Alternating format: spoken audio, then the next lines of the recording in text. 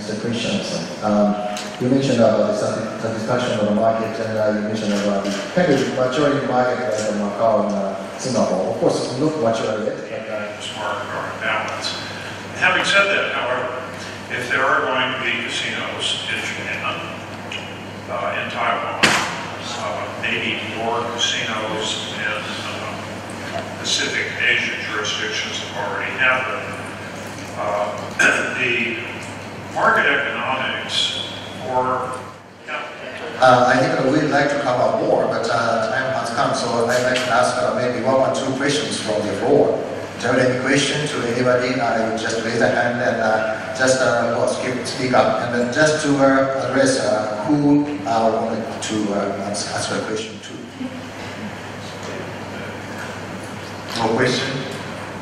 One thing which is a little bit interesting, because Mr. Christensen has here stated, financial issue is very important. So I hope we can interest you with our discussion on emerging markets in Asia. And to my left here, I have three very distinguished gentlemen. Firstly, Mr. Tim Shepherd, Executive Director of Silver Heritage Limited. On his left is Professor Macao specifically, and also Asia generally, and do commentary on the industry. And I thought I would just start off by having the three gentlemen give maybe a little 2 or 3 minute introduction of themselves and what areas of Asia they focus on and what their business focuses are, and then we can move on to ask questions through the panel. So we'll kick off with you, Tim. Thanks, Andrew. Good afternoon or evening, everybody. So Silver Heritage Limited are now a regional gaming operator, regional being the parts of Asia that we haven't talked about this afternoon. So we look at smaller, as Andrew says, emerging markets, such as Laos, Cambodia, Nepal. We also work with Tinian, smaller markets at the moment. But I think with the tailwind following emerging markets at the moment, we as a group are going to open smaller casinos. And the government of Vietnam is now moving forcefully ahead on some sort of gaming activities. By that I mean, number one, we have a draft degree on gaming, which allow Vietnamese, local Vietnamese to come in, and also there are a number of other issues. An example, like the investment amount. We are talking about $4 billion, which is gaming parlors, hotels, five-star hotels, and there's some in small, a number of small tables, like 5 tables, 10 tables, or 10, 20 tables, and they are talking about 2, 3, maybe 4 integrated resorts at the price of like $2, $3, $4 billion. So I guess I founded the innovation group about 20 years ago. We are probably the largest company that does financial feasibility market analysis for casinos, and I guess we've been really working all over the world. I guess at this point, maybe 83 countries. The most recent 3 or 4 years has been a concentration all through Asia. We're a little bit different because besides feasibility studies, we're pretty vertically integrated. We have an investment bank that funds projects, and I guess our geographical area really is everywhere. We've started in Macau, we moved into Singapore in the early stages, but now more of our efforts are really in what I would call the emerging markets. And I think we have to really at some point define what do we mean by emerging markets. I'm glad you gave me a nice segue there, because the next thing I've got written down on this piece of paper is what do we call emerging markets. So obviously gaming in Asia is established, we've got some major and established markets, and obviously Macau is the gold standard for Asia and the biggest gaming market in the world, and we have another very established market in Singapore, and another established but different market in the Philippines, and there's been gaming in South Korea for a very long time as well.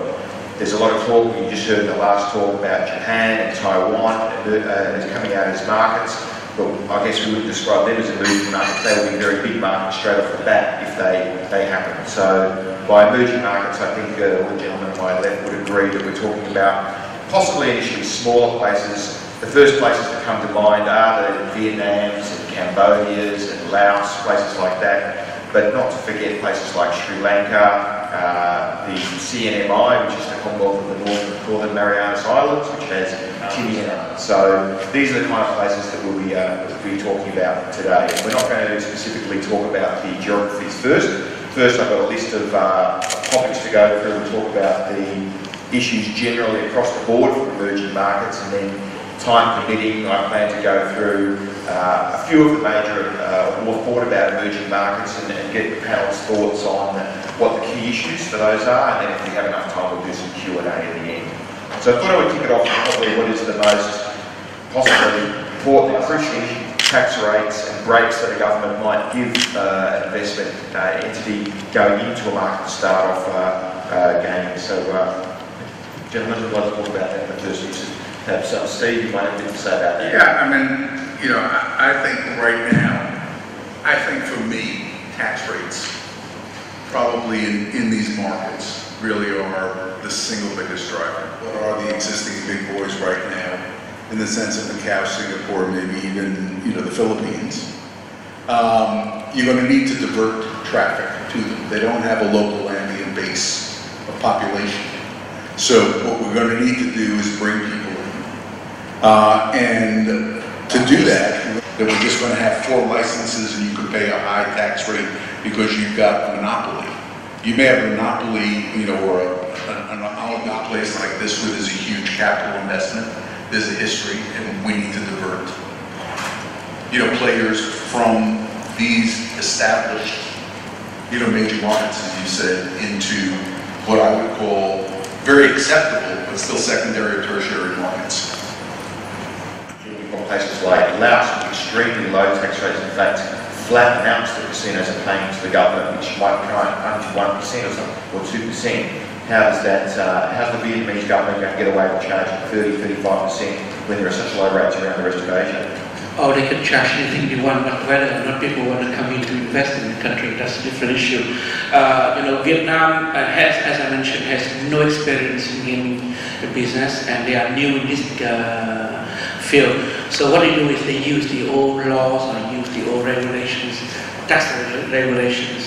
What they do is, number one, is to they normally charge 10% on irregular income. 10%. Let's say you come in Dish, you come and do something in Vietnam, and you are in Vietnam less than 60 days per year, example, you have to pay 10% flat rate.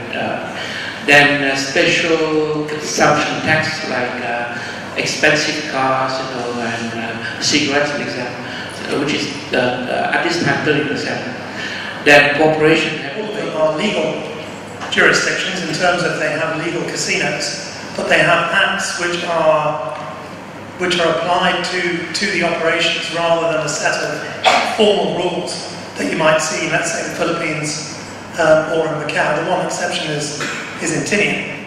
Seem to be more generally supportive, which seem to be reluctantly getting involved in the business.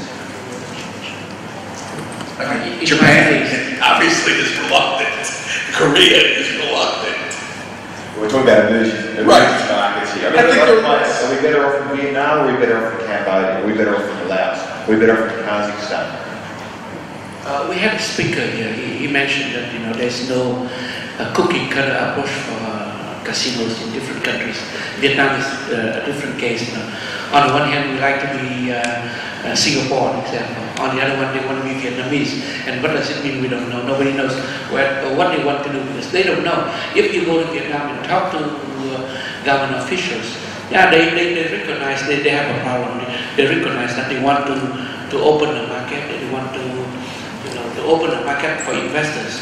Okay, they help improve tourism, the tourism activities, maybe the state budget, and maybe to reduce illegal activities. You know, illegal activities in Vietnam, very serious. You know, talk about people go underground to bet on different kinds of, you know, gambling activities, and they go across the border to Cambodia, they go to Macau, they go to Singapore, and to gamble. So gambling in Vietnam is a major issue. But how do we handle that?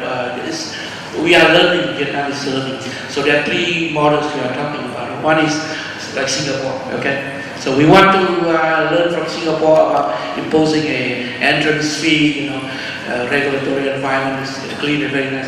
But on the other hand, they want to maximize the return, like in Macau. We say, how Macau has a tax rate of 39%. Let's do it that way. Okay, so they want to increase. They want to go like Macau, but Vietnam is not like Macau. Vietnam is not Macau, so it will be difficult for Vietnam to. The slot parlours were closed down. I think also, as you say, you're right with the budgets. I think also it's interesting that a lot of the countries we're talking about here, Laos, Vietnam, Cambodia, tend to be dominated by a political grouping, or one, in Cambodia's case, one politician, and that it's the stability of those groupings that mean there's less risk in actually getting about your business in the casino field, which is interesting if you think about it. And even more interesting was that Naga Corp just had to put out entrance fees, which we don't have. We could talk about that particular issue or the whole hour. Let's move on to some operational issues. So one of the big issues in gaming in Asia is obviously China. It's the elephant in the room. Macau, 60% of the people that visit Macau in mainland China, but obviously a much larger percentage a much higher percentage of generated of GGR. Could be well into the 90s. How important is China to these emerging Asian markets, given the crackdown we hear about corruption at the moment, which may well be a short-term thing, but in terms of visas, getting in, VIP clubs, bringing Chinese gamblers, is it a real thing, and does it differ from jurisdiction to jurisdiction? How important is the Chinese player to these emerging markets compared to their local players? Let me jump in to this sensitive issue first, because you understand that Vietnam and China recently had a number of difficulties relating to the East Sea or the South China Sea in Chinese. China, according to Vietnam and China, they pull oil rigs into the Vietnam oil territory, so that creates a problem for Vietnam. Vietnam was very angry in defending the country by going into different, arena to discuss the problem. So when you talk about China or Chinese players, with respect to Vietnam, it can be a blessing or it can be a different headaches. So Vietnam, is a border with China, has shared border with China in the north, Laos border. So there are a number of hotel and casinos at the border right now. But the government in Vietnam before the problem with the oil rig decided to have an integrated resort in Ha Long Bay, which is not too far from the border. But and a lot of people came, a lot of investors showed interest in that location, and the government is very keen on having that integrated resort as the first showcase for the policy of Vietnam and everything. And certainly the oil rig situation came in, and that place is questionable right now. We don't know whether any investor interested in Vietnam in that location. So there's some discussion about moving to the other 3 locations, one in Central Asia for their iron activities, and then moving south we have Ho Chi Minh, which is already in place. And Ho Chi Minh is owned and operated by a company in Canada, but the investors behind that is New Yorkers and American companies, 2 companies. And another big one is down in the island of Phu Quoc. So basically, we are very keen, Vietnamese government is very keen on re-establishing relationship, diplomatic as well as peaceful relationship with China, so they can develop not only the IR, but other activities. They're both theoretically communist countries. What would you describe as the greatest difference between Vietnam and China? Vietnam and China, Vietnam was under the Chinese domination for 1,000 years, a long history, and Vietnam broke away from China. Only a casino cluster, we have 31 operating casinos here at the moment. In Singapore, we have a little binary cluster of 2. In Las Vegas, we have a cluster, but there are other casinos that operate as standalone entities. In these emerging markets, we've got a bit of both. We've got places like Phuket, which I think has 10 casinos. By the same token, if I'm building a casino really in a resort area that can generate traffic by itself. I don't know that I would get a benefit for a cluster in Ho Chi Minh. I mean, it's a resort. I don't know that I would get a benefit really for a cluster in Saipan. I know you guys are talking about one in Tinian, but I think Tinian is different than Saipan because I got to go that extra hour through shark-infested waters or whatever you want to call it. But I think where there is a rationale to go to a place, and it's not just the gaming experience, you know, but it really is this concept of an integrated resort with an emphasis on resort in Asia. I'm not sure that I need a cluster. When I go to a place that, I mean, have you been to Port Pet? I mean, it's not one of those places I'd run to spend the weekend.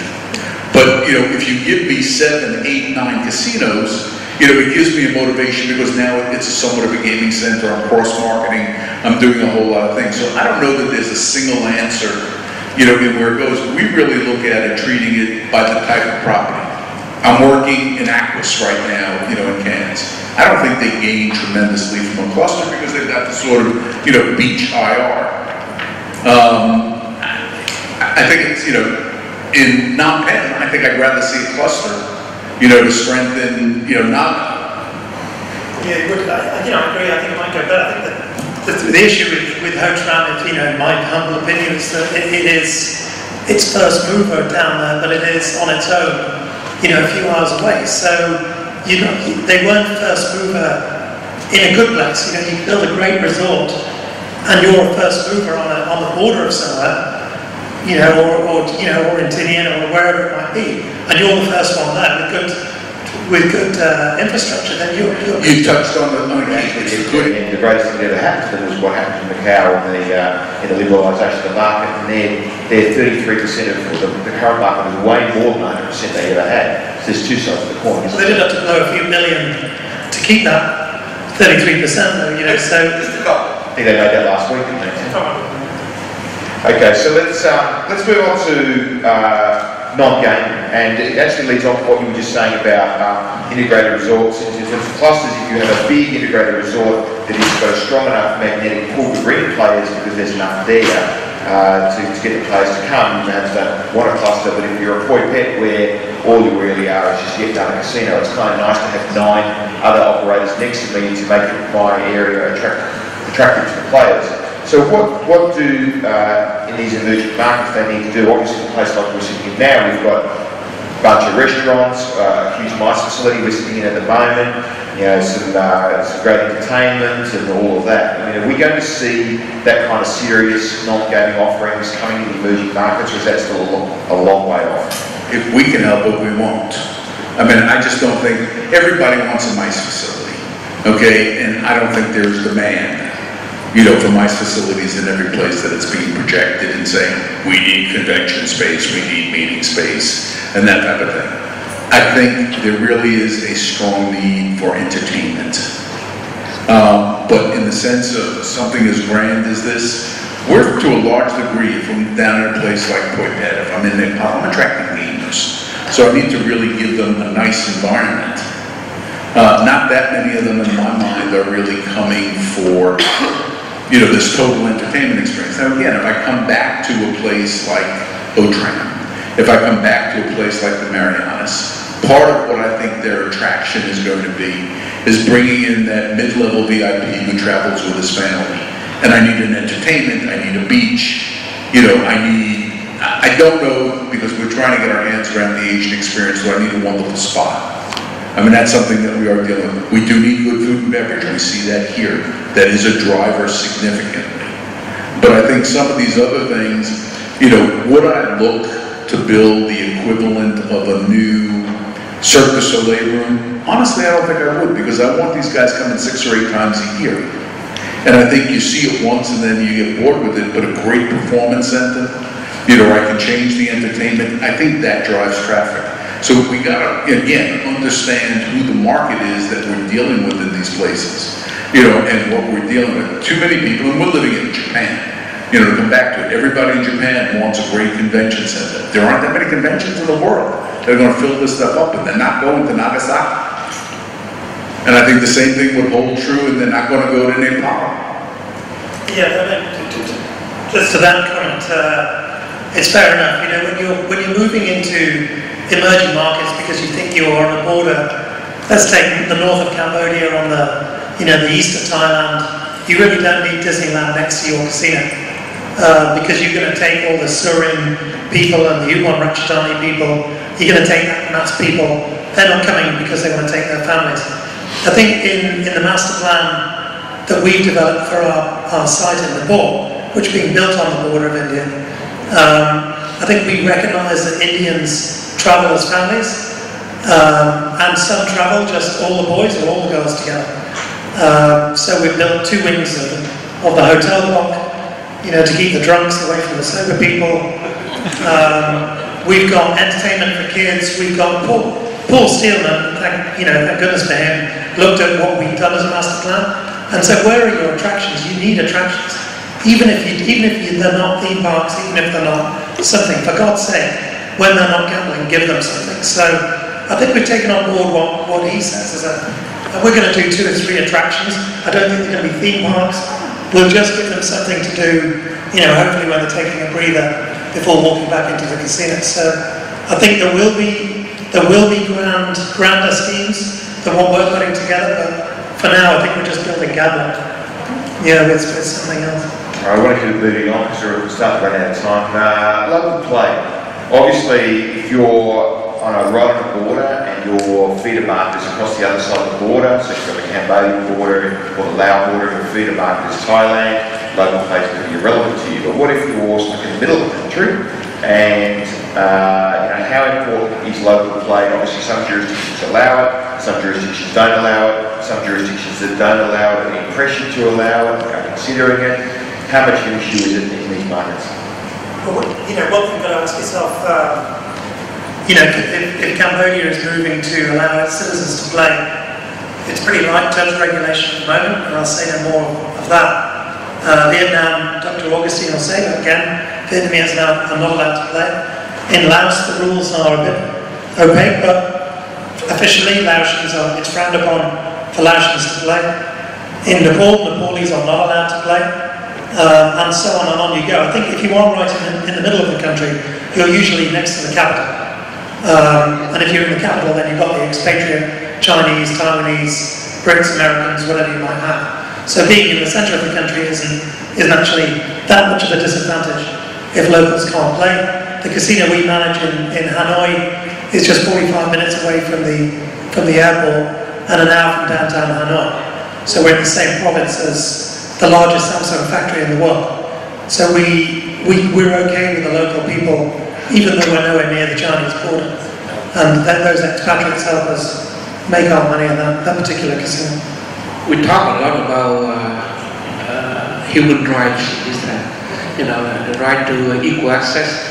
Whereas if you have Caucasian in the casino and not Vietnamese, and Vietnamese find a way to control, to handle the gambling addiction, for example. We can control the problems of prostitution, money laundering. Then, hey, let Vietnamese come in, and then the government will collect entrance fees, more tax returns and everything. So we love, in a way, we love to have the Vietnamese in the integrated resorts, especially non-gaming activities also. But we don't know how to handle it. We have no experience in, handling the social evils, in the case of Vietnam, for example. So if we... So, Dr. Augustine, your first up, Vietnam. What are the 2 or 3 major issues there right now? Local Vietnamese in the gaming area, that's number 1, and more players to go into Ho Chi Minh area to make it a international destination, resort destination. Right, second cap off the ranks is for you, Tim. Cambodia. The regulation of the industry to force out many of the smaller, non-compliant, messy operators. I'm going to give you a straight back. Loud. Steve. You're one of us.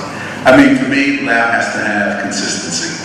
These individualized deals are just killing what's going on, and it needs a solid regulatory framework. Well, I'm going to go straight back to you then, Steve. Sri Lanka. Boy, I think it's just underestimated. I think because of its proximity to India and its trade with India and its banking relationships, more than anything, I just think maybe the government has to get out of the way and let it really expand. But I think, if I think Sri Lanka, I think India. Tim, CNN Live, so side name title 10 years. Great opportunity for US operators to enter the Asian market through a regulated environment. And Nepal? It's time for Nepal to tell India that it's ready for business again. It closed all its casinos back in May because they were badly run. Foreign investors are coming back through the guise of us and really make it known to Delhi people that Kathmandu's open for business. 22nd question. What happened to the tax issue in Nepal? I don't know the answer. There was a lot of tax over, right? The government by operators. And they closed it all down. Did they wipe the slate or was there a deal done? No, they did not wipe the slate. They told every hotel in Kathmandu and Pokhara that if they wanted to reopen, they had to pay the back tax in full and pay an advance royalty for the next 2 years. To pay up front because we don't trust you, you're going to pay. Essentially.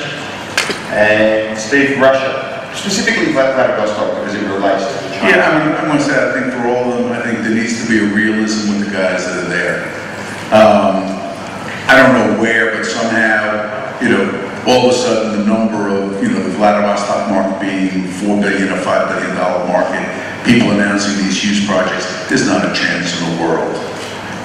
It's just not that pretty a place, it's not that accessible, and I think if there's realism, it can be a very good market, but it's not half of what, Singapore is going to be.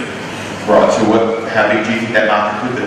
Me? Yeah. I'm probably in the billion two if China is really open, to make it happen.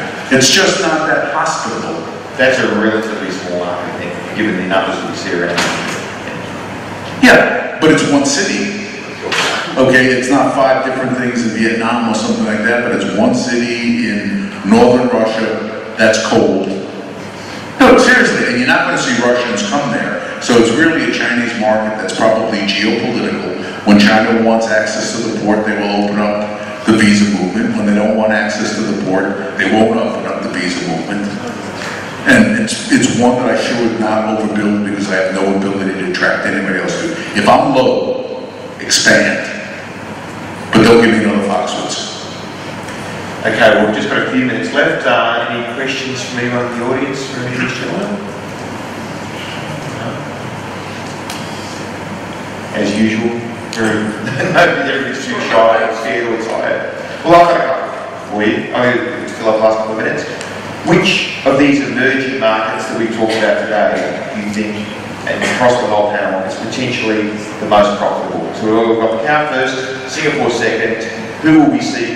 Putting aside Japan, Taiwan, Korea, both questions, GGR and profit. Steve, you deal in lots of different markets around the world. Yeah, What do you feel? I'm going to say right now, I think that on an EBITDA margin, I'm probably going to lean to Latin. On a... 2 years from now, I'm going to say maybe a year from now, just because they got to clean up some activity. I happen to like the margins that are there. Gross size. Interesting. I could make it Sri Lanka because of India, and I don't think anything is going to happen. And I think it's got the real possibility as a country, not just Colombo, to be an exceedingly large market. I like CNMI. I mean, I happen to really like it a lot. You have to know the CNIs are basically a total VIP market, right? Yeah, I think it's it's a VIP market and it's a mass VIP. It's a premium, mass premium. I don't think it's a generalized market. It will be, an imported market, but it's got some really strong attributes going for it. All right, I've got 2 last questions. One of the concerns about investors going into these markets, in the back of their mind, these unregulated markets, there's always a little concern that I can dump 100 million or $500 million or $1 billion into an investment and it'll just all magically go away somehow. The government will do something that will change the rules because of the unregulated effect, because of the lack of regulation, that I can just do my job.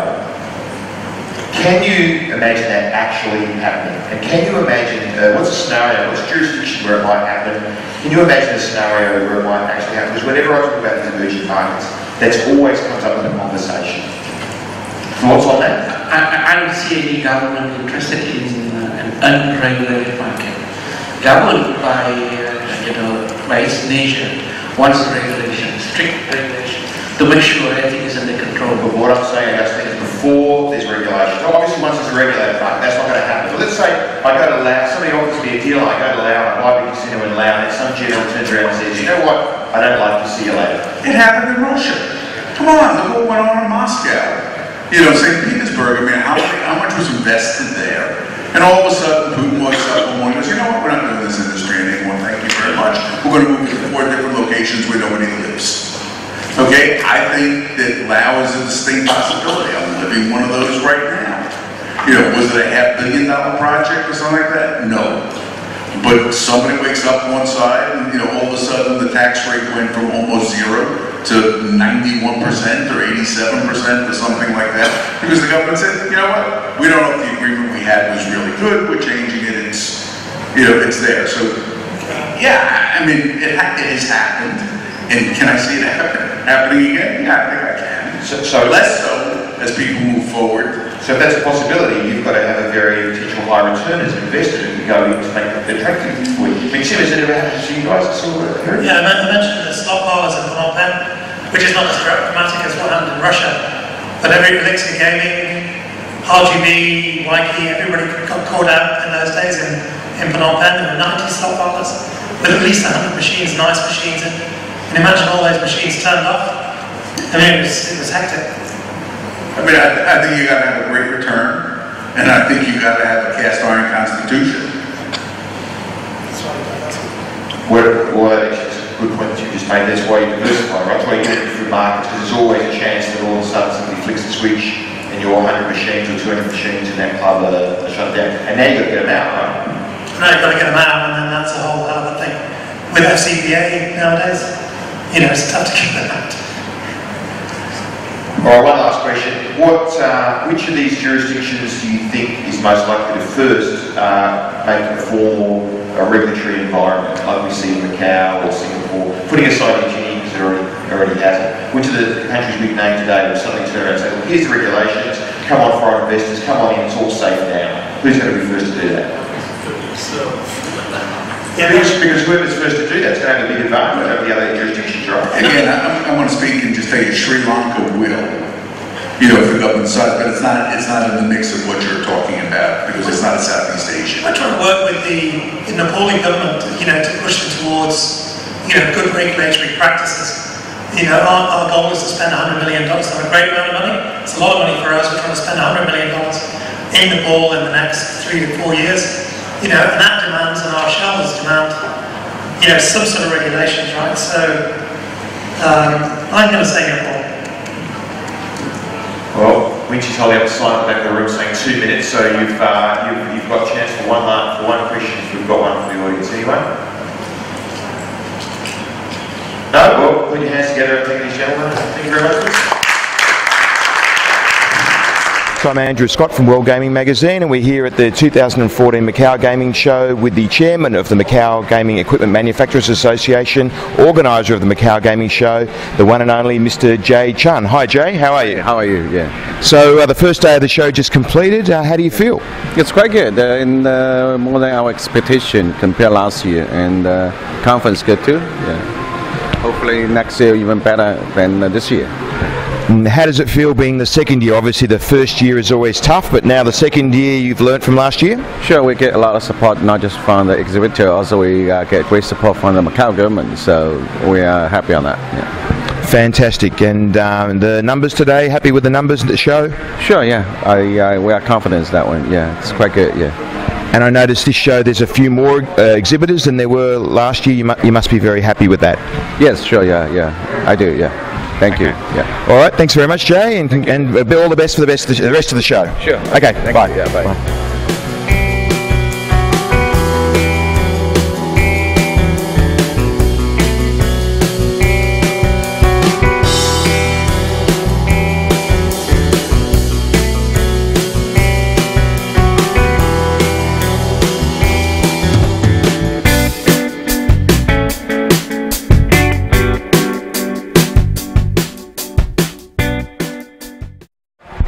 So here we are at the Macao Gaming Show 2014 at the AGB Asian Gambling Brief Party, and I'm here with the lovely Jenny. How are you, Jenny? Thank you. I'm good, thank you. I have to tell a story. Jenny's actually my classmate at the University of Macao. We're both doing a master's degree, aren't we? Yes, sure it is. And we're doing a master's degree in International Integrated Resort Management. So what do you think of the course so far we're doing? I love the course. It's very interesting and useful. We can apply for it in the integrated resort in Macau. And listen, Jenny, that's the official answer, what you're meant to say. Come here a bit closer to me. Come here a bit closer. What do you really think about the course? It is interesting. Really? It's a lot of hard work though, right? Yeah. A lot of research, and we can have a lot of knowledge about the integrated resort. And what are you doing here tonight? Why are you here? Because I'm helping the AGB about the event at the MGS, right? Right. Well, I don't know. I'm asking you. You tell me. Now, tell me. What do you think of our lecturers? Now, first of all, we had Glenn. What was he like? Was he a good teacher? Yes, he is, and he will be here tomorrow, right? Oh, will he? Oh, he's speaking at the conference tomorrow. Yeah, I spoke at the conference today. Did you see me speak at the conference? Yes. Oh, you were there, were you? I cannot go there because I'm working. I was working. You should talk to my boss. I really want to go there. You didn't see me speak? Oh, I'm devastated. Now. She's on TV. You're watching on TV? Yes, sure. Now, we also had Dr. Rose Liu teach us research methods. Now, what did you think of Dr. Rose? She's a lovely person and a lady, and she is very nice, and she will probably give us A.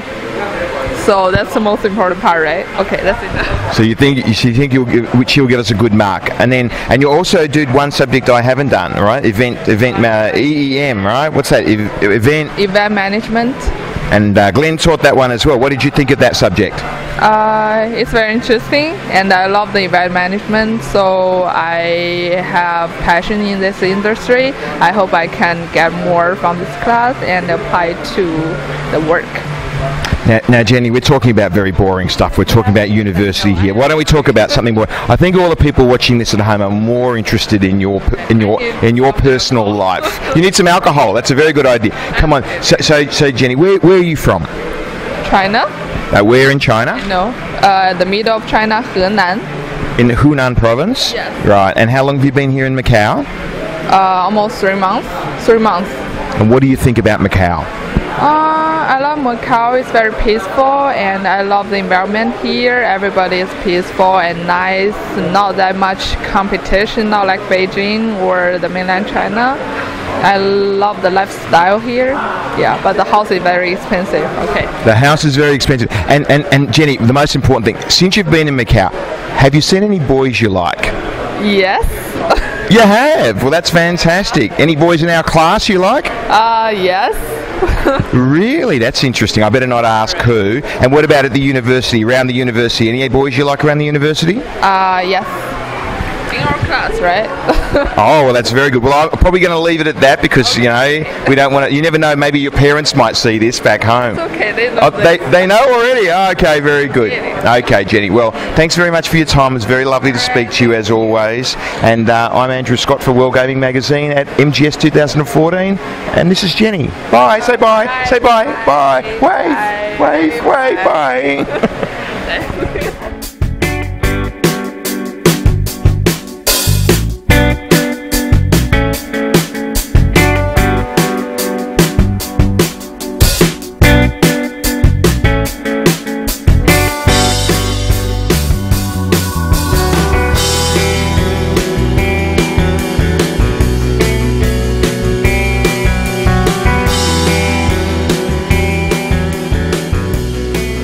Well, here we are at MGS 2014. I'm Andrew Scott for World Gaming Magazine, and we're here with the industry legend himself, Mr. Ken Jolly at Bally, or is it Shuffle Master, or what is it? What's your title now, Ken? Well, I'm Vice President and Managing Director for Asia. And of course at this stage the Bally, we're Bally, and the company bought Shuffle Master last November, and we're bringing the two companies together as a local entity. So Ken, you've been operating in Asia, selling slot machines and being involved in the electronic gaming industry for a very long time. You know the industry well. What's your take on maybe the one or two sort of big things coming up for the industry in the next year or so here in Asia, Macau specifically, and wider Asia? Well, what's interesting, of course, is gross gaming revenue in Macau has been dropping for the last 5 months. But obviously there's an equilibrium going on between junket business versus mass premium mass. But what's interesting when you talk about the electronic side of the industry is that it's actually growing in revenue. That's in Macau. Outside of here, we've got growth in other markets. The Philippines market's been very strong, and we're seeing some new openings there. And again, we'll have another casino open before year end. And there's obviously other potential in the smaller markets in Cambodia, Vietnam, where there's small venues opening as well. So overall, the growth is good in Asia, and it's got a long-term future. Ken, you mentioned Vietnam just then. I was actually down there last week at Ho Tram having a look at their property, and not too many players, pretty quiet, but a beautiful property and lots of product in there. I saw quite a bit of your product there as well. What's your take on Vietnam? I mean, there's talk of letting locals in, and there's also some slot clubs around, and there's talk of some other integrated resorts. What do you think about Vietnam specifically as a market? It's obviously, or any market in Vietnam and Korea, for instance, where you've got to be a foreign passport holder to actually go into the market or actually play in the market. It makes it a little tough for the venues to operate midweek. Weekends may be okay because you've got visitors that come in for the weekends. Yeah, you're right. The Ho Tram property outside of Ho Chi Minh City, a couple of hours, outstanding property. Quality of the product is good when you look at the venue from a gaming perspective anywhere in the world. But unless you can get the local play as well as the foreign play, it always makes it hard to make the numbers work. And what's coming up in the next few years in terms of products? I mean, we haven't seen a great deal of new stuff in the last few years. What's going to be the next big thing or the next big product development in electronic gaming in the world? Well, obviously, Andrew, if I knew that, I'd be a genius. But however, the thing from our company is it's about bringing good content. It's always about good content in the industry. We work hard, particularly in the Asia market, to find Asian-based content that works with a good mass package behind it. And I think when you look at what we've done with Do Fu Do Chai, not only here in Asia, but now it's been so good we're taking it to the other continents. That comes from when you focus on product. Actually, that was going to be my next question. You mentioned Do Fu Do Chai, the Fu babies as we call it. That's been a great success, that product, and is probably been the only serious contender to, you're not going to like me saying this, but to Aristocrat's Far Far Far product. Do you think you can knock them off one day? Well, I mean, Aristocrat have good products as well, and look, at the end of the day, it's about focusing on what you're doing.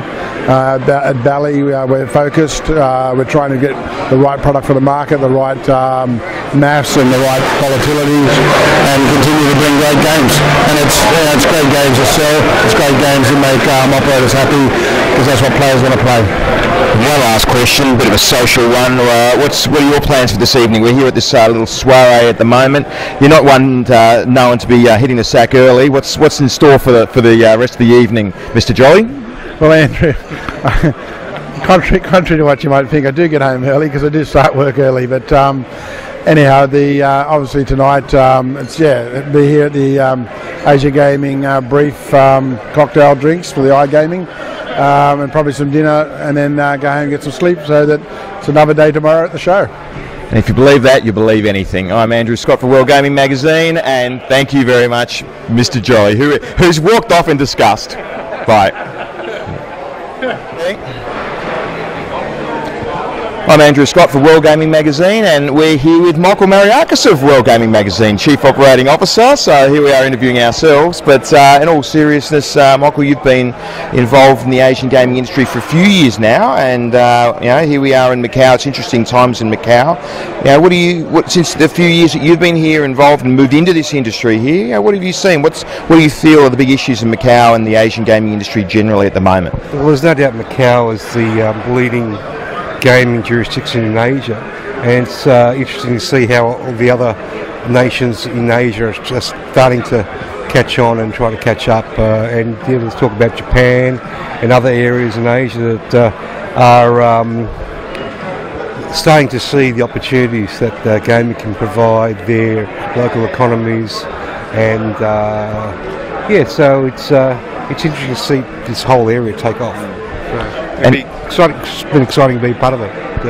You know, and we're here at a party. I mean, the folks at home can't see it, but there's a good couple of hundred people here, and at a party like this 5 years ago, there might have been 40 or 50, and the industry's really growing, and there's a lot of people getting involved from all over the world trying to come here, and no longer is it all about Las Vegas or Europe. It's really all about Asia now, and what do you feel in the next few years is in terms of emerging markets? You mentioned Japan, but there's been 10 years coming and it still hasn't come yet. There's other markets, you have your Vietnams and your Cambodias and Laos and so forth.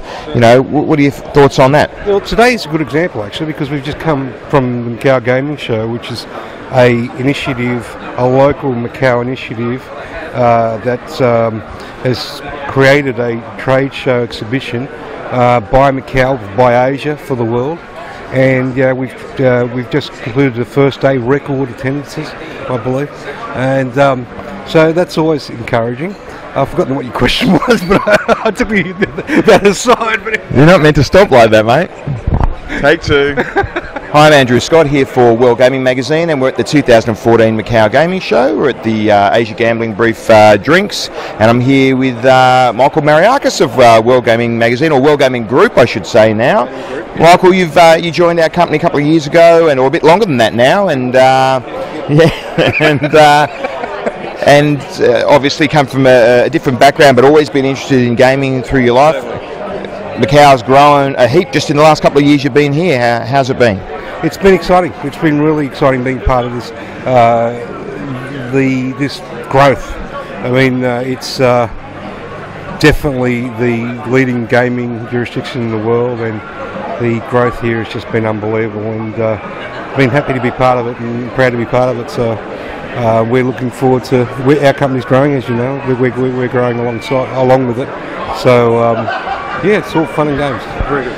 As we were talking before off camera, there's probably a couple of hundred people here, and 5 years ago there would have been 50 maybe. So obviously the industry is growing, and there are other markets outside of Macao in Asia getting interested in the gaming industry now too. What do you think about that? Yeah, certainly. I mean, everyone's seeing how successful it's been here in Macao, and everyone's trying to get a piece of the Chinese market and the Chinese tourists and some of that dollar. So other jurisdictions, other countries around Asia are waking up to the fact that the Chinese mainland can be a great source of revenue, and gaming, if handled properly, can certainly help any country, especially emerging Asian countries. So there's a lot of jockeying for position around Asia at the moment, and we're going to be part of it. Our group's going to be part of it. Well, speaking about our group, you were formerly the Chief Marketing Officer of World Gaming Magazine, now the Chief Operating Officer, and obviously Derek Tran's come in to be Chief Marketing Officer. One last question, I mean, how do you see your role as Chief Operating Officer, and what sort of things, initiatives might you be looking to generate in our company?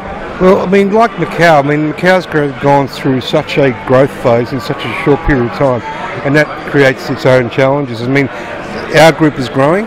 We're no longer just a magazine. We have a consulting arm. We have an entertainment, with World Gaming Entertainment, which is an arm that we're growing as well. So from that point of view, my role has changed to set us up in those areas. Derek's come on board just recently, and he's been a great addition to the team. And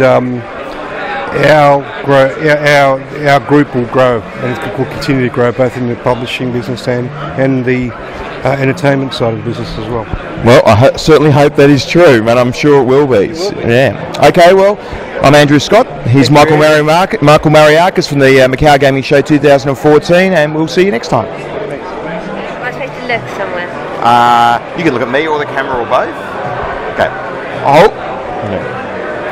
Hi, I'm Andrew Scott from World Gaming Magazine, and we're here with the one and only lovely Ros Wade from Asia Gambling Brief. How are you, Ros? Well, very well. Now that the event started, I think I can relax a little bit, but yeah, it's been a busy day. both you and I have a glass of red wine in our hands, so Yeah. cheers. And tell us a little bit about the soiree you've got on here tonight. So this is co-organised with the sports betting community from London and Sports Betting Asia.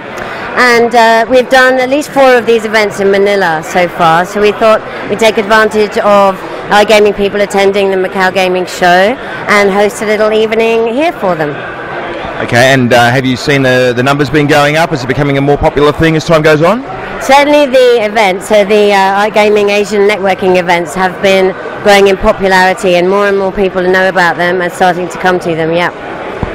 And what do you think of the Macau Gaming Show? It's the second year this year, and you know, it's one more than the first year. How was it compared to last year?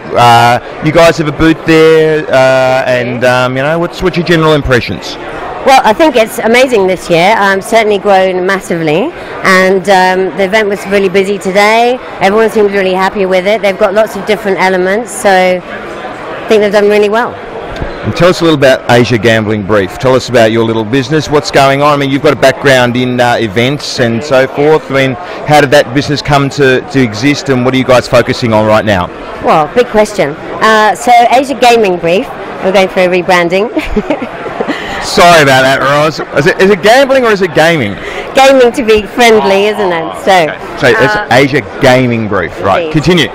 So, Asia Gaming Brief was born out of a partnership between myself and Luis Pereira, who's been in Macau for 20 years or so seen everything from the start of the first casino. And I used to organise events for the gaming industry, iGaming predominantly, but also some land-based events. So we figured we'd come together and create an intelligence unit covering gaming across the whole of Asia Pacific. So we have a daily newsletter, we have a publication, we do networking events, and a number of other things. So, yes. Well, I'm pretty interested in those other things that Roz talks about. Perhaps we'll find out about those later on as the night progresses. As the night progresses. Well, it's always lovely to see your beautiful face at any event, and no problem at all. And let's drink these off camera together. And I'll say bid you adieu. I'm Andrew Scott from World Gaming Magazine, and this is the lovely Roz Wade from Asia Gaming Brief. Thank you very much. Bye. Good night.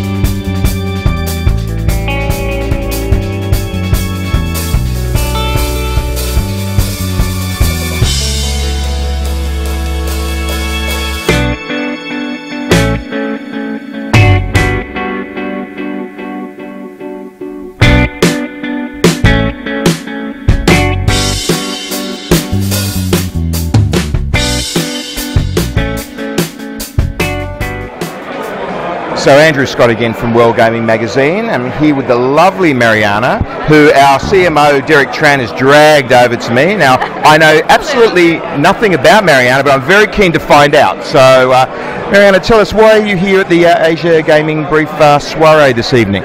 Well, it's a good opportunity to get to know people, a good network event, as you know, and support some friends. Okay, and what do you do in Macau? You live in Macau? Yeah, I'm in publishing. So we do a few magazines, the Macau magazine, Macau News, Macau Hub. We do an animals magazine, Pets and Hugs. I'm not sure if you've heard about it. And yeah, in Macau I do that. In Hong Kong I have another job, but yeah. Fantastic. And did you live in Hong Kong before you lived in Macau? No, I lived in Bath for a few years. In where? Bath? UK. In the UK? Right. Oh, okay. Yeah, and now Macau. And how long have you been living in Macau? My whole life. Your whole life? Oh, so you... At university, my whole life. So you went to Bath for university, right? Right. I can see this is going to be a microphone backwards and forwards interview, so we're going to have to like snuggle up like that. There we go. Okay. And tell me, well, if you've lived in Macau all your life, you would have seen a lot of changes in Macau. Right. I mean, it really has changed. I've been here 10 years, coming to Macau 10 years, but you've been here a little bit longer than that. So what is the biggest differences, what are the biggest differences you've seen in Macau, good and bad, in the last, 10 or 20 years? Well, the economy has changed a lot, as we all know. It's boomed. It's brought a lot to Macau, as we all know, the Cotai Strip and all the hotels, big casinos, big all that. But in general, it's a positive change. I feel it's lost a little bit of culture now.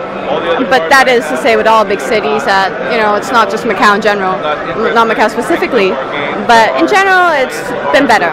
It's brought a lot of new people in, a lot of people from America, Australia, UK, and it's always interesting to see more people in Macau. So good and bad, more towards the good. Well, it's interesting you say that. That's pretty much my take as well. In the last 10 years I've seen some good and bad, but pretty much towards the good. And how did you get into publishing? Family. Right, and so your family's always been in publishing? My dad has been in news for a long time, but I love publishing and I'm very happy I'm in it. So. Well, very good, Mary. Well, it's very lovely to meet you. Cheers. And we'll talk further off camera. So Thank you. Andrew Scott for World Gaming Magazine, and talk to you later. Thank Bye. you. Wave to the camera. Wave to the camera. Bye.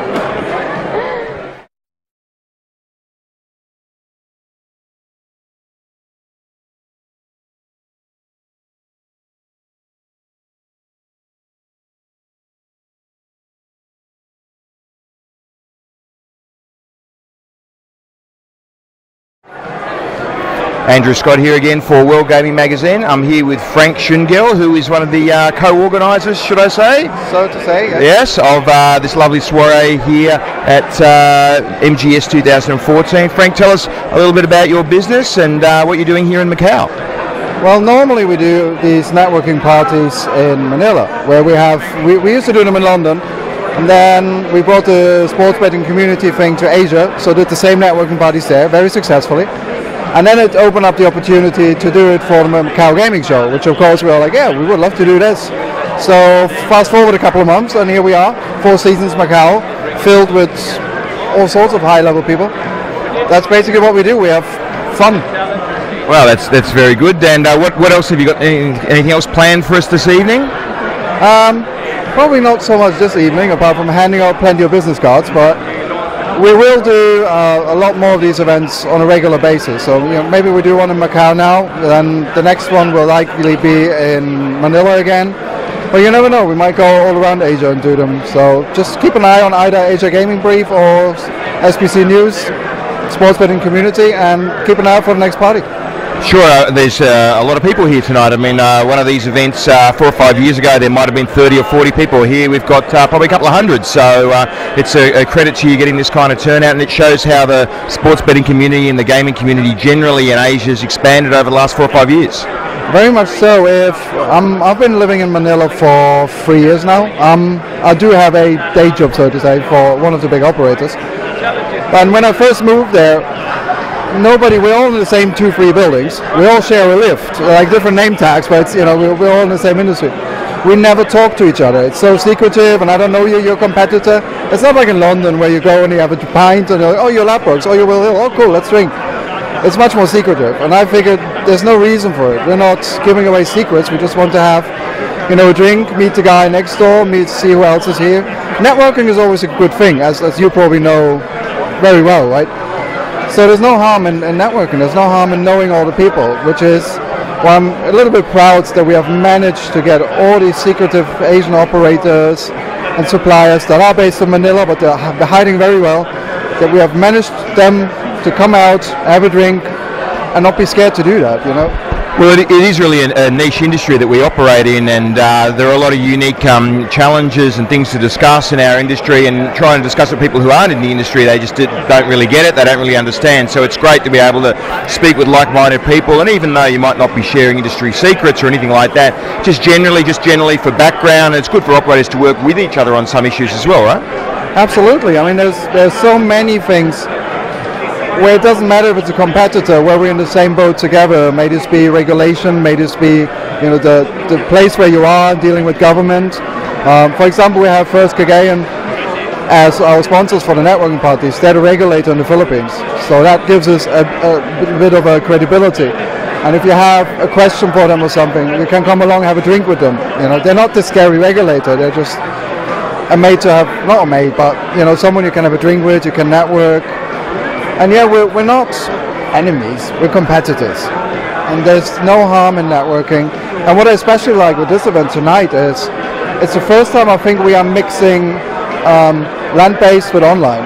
Because the one in Manila is very online, with all the online operators. Of course, Macau is land-based, and now we're mixing it. So I see land-based people I know speaking to online people I know. It's like, oh, what is it you do? Oh, how does that work?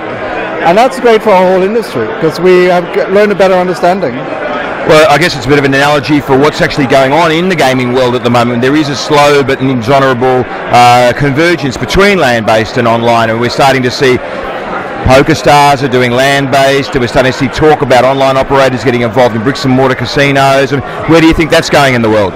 This is one of the strange things that has always been a good idea. Nobody has ever really done it for some reason. We have always been these two worlds, you're online or you're land-based. And we do not talk to each other, and we don't know what the other one does.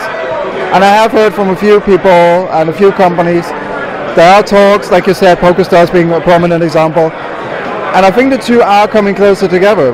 But maybe we're helping that along with events like this, to get them talking. I think all it takes really is to get them to talk. It's like, introduce them to each other. And it's just one of the things I noticed, especially in the Manila event, you have to work the floor. So once we're done here, I'll be out there and introducing people.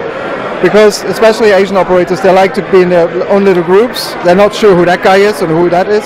But if you then introduce them and say, Operator A meet Operator B, and they're like, oh great, I didn't know you worked for him. And maybe if we do the same for land-based and online, and get them, maybe nobody has thought of actually making the first step and talking to them. It's sometimes as simple as having a drink between the right two people, the right two upper level management. You don't need a big team for this. You just need the right guys to have a drink and see, can we work together? Well, one last question. As you were talking, it made me think of our good friend Mr. Sheldon Adelson and his very outspoken campaign against online gambling, even though online gaming, whatever you want to call it, even though he is one of the richest men in the world because of his gaming activities. I mean, it's some people say it seems hypocritical, but I've got an open mind on it. I mean, what's your view on that campaign that he's running? Right in the circus, of course, we from SBC News, we reported about it, everyone reported about it. And I've never seen so many heads shaking so much, because it is hypocritical. There's no doubt. Maybe he doesn't understand online, maybe he's scared of it. I don't know what it is. But I think the fact is, people aren't that silly, not even American politicians. Some of the Republicans have already said, we're not falling for this. It's like, this doesn't make sense what you're saying there. You have the biggest casino in the world and you're telling me people can't, we see what you're trying to do here.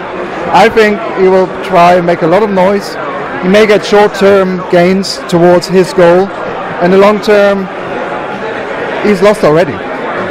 Well, Frank, very nice to talk to you, and best of luck on these events in the future, and very nice to have a chat with you. Likewise, you should come to our next one in Macau. Sorry, Manila, of course. I'm very often in Manila, so I might just take you up on that. Andrew Scott for World Gaming Magazine. Thank you very much.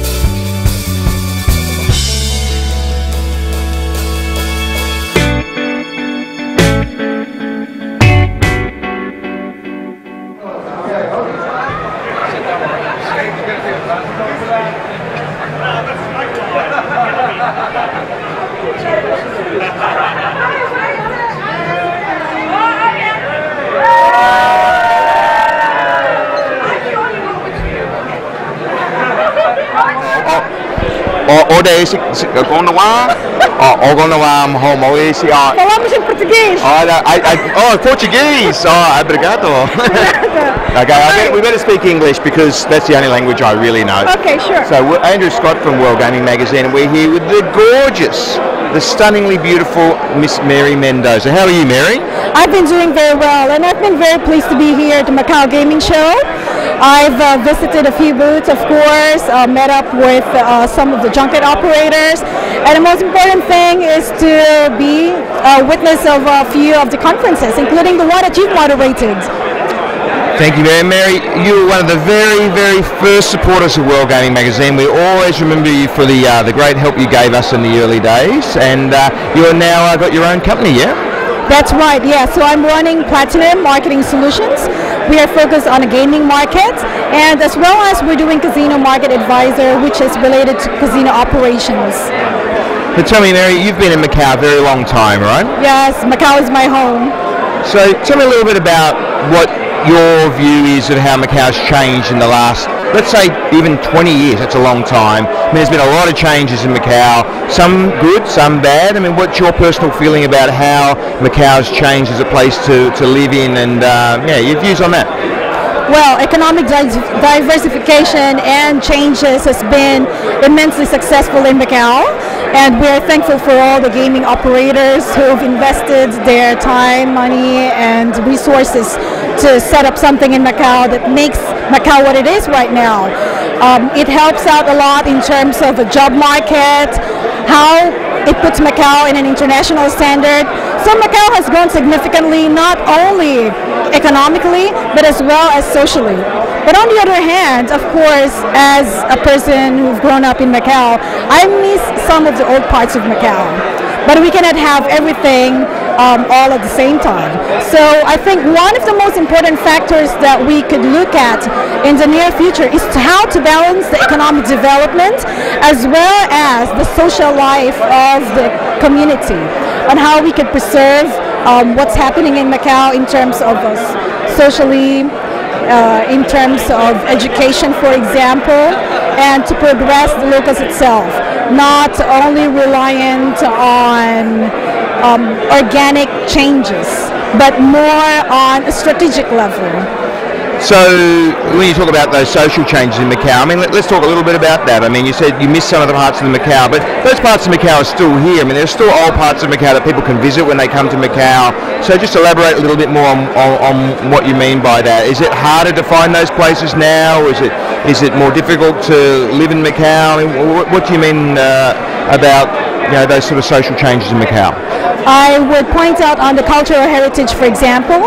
Perhaps Macau is becoming known as an entertainment, a world of entertainment, not only the gaming itself, but we shouldn't overshadow what's the cultural heritage. The unique selling proposition of Macau is the culture of the European tastes and the Asian tastes. Well, I remember when I first came to Macau, I was really surprised. I walked down the street, sometimes I feel like I was in Europe rather than in an Asian country, with the cobblestones and the Portuguese street signs and so forth. But then I look around, I see a lot of Asian faces, and it's almost like a happy accident, Macau, isn't it, between this Portuguese and Chinese culture? Mm-hmm. Yes, and we still have that in Macau. That's a beauty. But as we all know, that Macau is growing at a rate that we can imagine right now, from 500,000 population 3 years ago into 600,000 to what we have now. It's immensely a significant incremental number of local citizens in Macau. Well, I think we've got about 150,000, 160,000 overseas workers working in Macau now, and at any given moment there's about 120,000 visitors in Macau on average. I mean, sometimes there's 60,000, sometimes there's 200,000 a really busy time. So what about the numbers of people coming to Macau? And also we've got the new casinos opening up in 2015, 2016 in Cotai. How do you think these new developments and these new offerings are going to change Macau? Well, with the 39 million tourist arrival of last year in 2013, and we are seeing an average of 77,000 head counts, or not a unique driver, but as an overall tourism arrivals in Macau. In 2015, I think the most important thing is to have the infrastructures ready in order to accommodate all the others who would like to visit Macau. Because as we all know, the mainland Chinese market is keeping an eye on Macau, especially the ones in the South China. We understand the economic growth in China has been immensely uplifted as well. We also know with the railway system of Guangdong, Zhuhai has been in place that helped boost the number of tourism from last year. So I think mainland Chinese is ready to visit Macau, but the question now is how ready is Macau to accommodate all this immense number of capacity?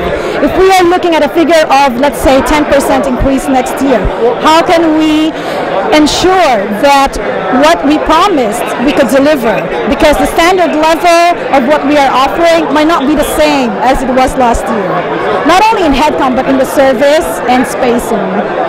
Well, thank you, Mary, for your insights. And one last question for the viewers down there. Let's for somebody who is new to Macau, give me a couple of restaurant recommendations. Let's say someone wants to go for a nice meal in Macau. Where would you recommend?